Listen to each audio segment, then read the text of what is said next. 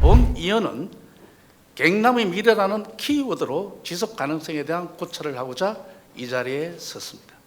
먼저 식량 확보를 위한 스마트 농업 정책에 대해 살펴보고 우리의 미래 성장 동력이라 할 수 있는 문화예술 정책에 관해 묻고 함께 개선 방안을 모색해보고자 합니다. 전국의 농가 소득은 5,082만 8천으로 집계되었고 경남은 여전히 전국 최하위입니다.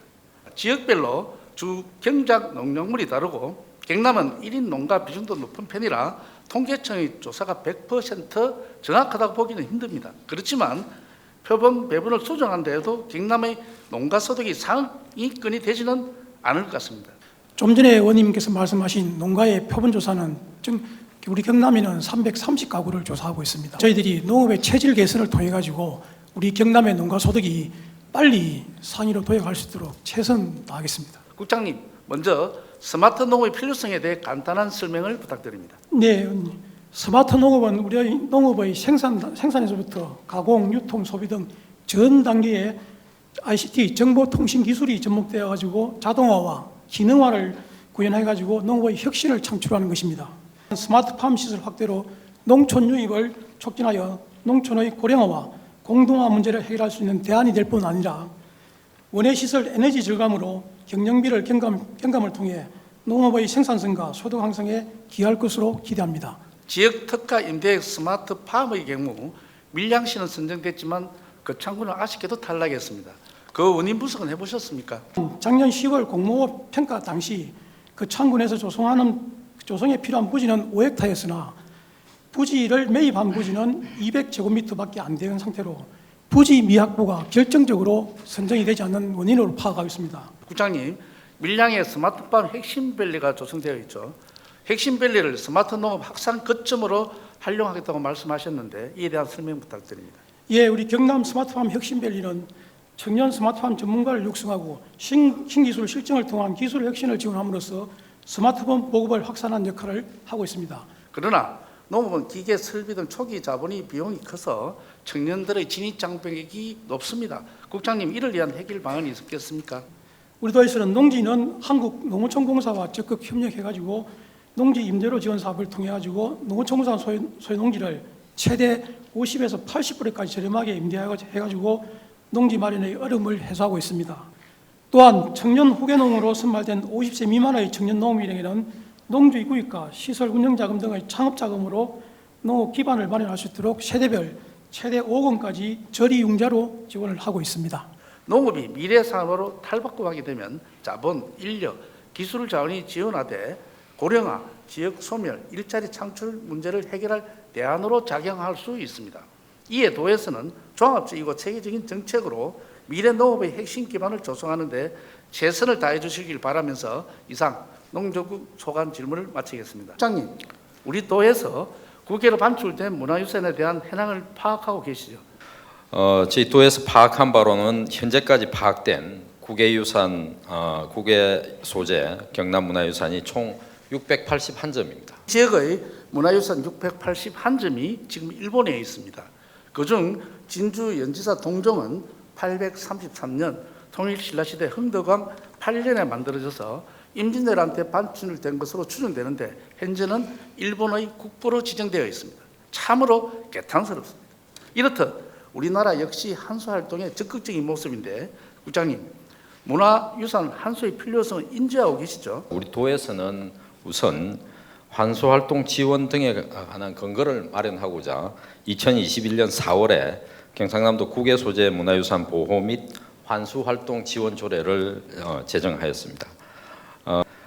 그러나 현재 국가유산청 산하에 국외소재 문화유산 재단이 있습니다. 이 재단과 적극적으로 협력해서 경남의 문화유산 환수에 노력하도록 하겠습니다. 정부 차원이 아니라 지방자치단체에서도 방법을 찾을 수 있지 않겠습니까? 국장님, 충남도처럼 기금을 조성하거나 칠곡군처럼 영구 임대 추진을 할 수는 없겠습니까? 앞으로도 문화재 환수에 대해서 정부의 대응은 좀 어렵지만 지방 정부에서도 이런 문화재 환수를 위해서 민간단체와 또 유산청 산하의 국외소재 문화유산 재단과 협력해서 적극적으로 노력하도록 하겠습니다. 문화유산 한수의 몫을 내기 위해서는 먼저 우리 역량이 어느 정도 갖춰졌는지 확인해야 합니다. 국장님, 문화유산을 잘 보존하고 관리하기 위해 어떤 역량이 필요합니까? 우리 도는 충분한 역량을 갖췄다고 생각하시는지요? 한 세 가지 부분에 있어서 중요한 그 역량을 갖추고 있다고 생각되는데 전문 인력과 그리고 인프라 구축, 기술적 역량 등이 있습니다.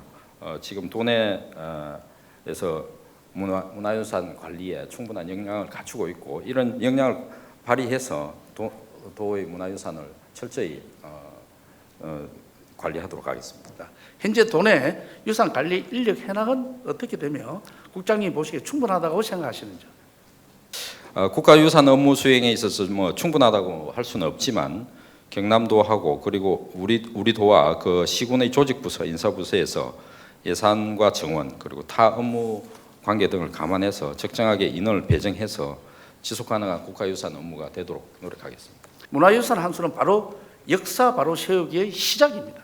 우리 문화의 정수를 담은 소중한 문화유산들이 하루빨리 제자리로 돌아오기를 바랍니다. 이어서 예술단과 관련된 질문을 드리겠습니다. 국장님, 해마다 관람객이 줄어들고 있습니다. 해마다 좌석 점유율이 줄어드는 이유가 뭐라고 생각하십니까? 여러 가지 복합적인 문제가 있는데요. 그 중에 하나가 도문화예술회관 같은 경우에는 중소규모의 그 연극 공연을 하기 위한 적합한 장소는 아닙니다. 중소공연장이 없어서 전체 대공연장의 일부 운영 좌석을 마련해서 운영을 하고 있고요. 그리고 또 하나는 작품의 어떤 내용에 있어서 대중적인 인지도가 좀 낮은 작품 이런 부분은 좌석 점유율이 낮고 또 관람료에 따라서 또 좌석 점유율이 하락하는 그런 원인들을 저희들이 파악을 했고요. 국장님, 도내 예술인 현황에 대해 파악하고 계시죠? 서울, 경기, 인천의 수도권이 무려 64.8%를 차지합니다. 이것은 문화예술계 수도권 쏠림 현상이 얼마나 심각한지를 보여줍니다. 국장님, 다른 지역의 예술단 운영 규모가 어떻게 되는지 파악하고 계십니까? 네, 저희들 파악한 바로는 전국 그 광역 시도 세종시를 제외하고 16개 시도에 71개의 예술단이 운영되고 있습니다. 도내 예술인들이 더욱 왕성하게 활동할 수 있도록 예술단 규모를 확대해야 한다고 생각하는데 국장님 의견은 어떻습니까? 네, 도립예술단 규모 확대와 관련해서는 장르별 예술단체라든지 또는 예술인 간의 입장 차이가 있는 것이 현실입니다. 다양한 절차와 의견 수렴 과정을 거쳐서 도민 공감대가 형성된 이후에 장르와 그리고 예술단을 어느 쪽으로 확대할지에 대한 신중한 검토를 해야 될 것으로 생각하고 있습니다. 국장님, 그렇게 하겠습니다. 이와 관련해 한 가지 제안을 하고자 합니다. 바로 도립 청소년 예술단 설립입니다. 이런 부분도 함께 고려해서 청소년들을 지원할 수 있는 예술단 설립을 검토해 주시길 바랍니다. 시군 단위에서 좀 더 활성화시켜서 청소년 관련 예술단을 운영하는 것이 바람직하지 않겠나 이렇게 저희 부서에서는 생각하고 있습니다. 도정 질문을 통해 논의된 사항들이 심도 있게 검토되어 미래를 대비하고 지속 가능한 경남을 위한 정책에 뒷받침이 되기를 바라면서 이상 모든 질의를 마치도록 하겠습니다.